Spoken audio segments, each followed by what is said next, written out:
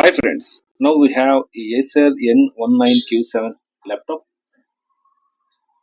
In the laptop there is a problem with the hinges. Because of this we are going to remove the panel. We already removed the screws. Okay, you need to, now this is time to open the back panel. Here this is the thing, going to remove the back panel.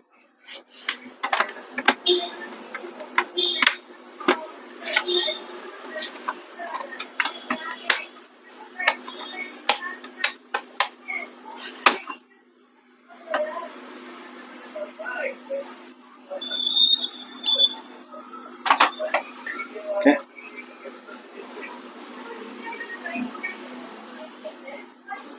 in this laptop there is a 4 GB RAM is there.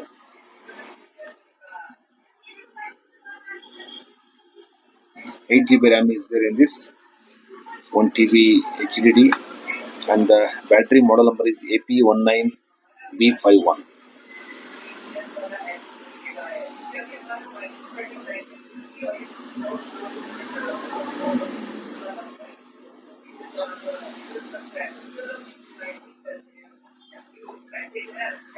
Okay, thank you.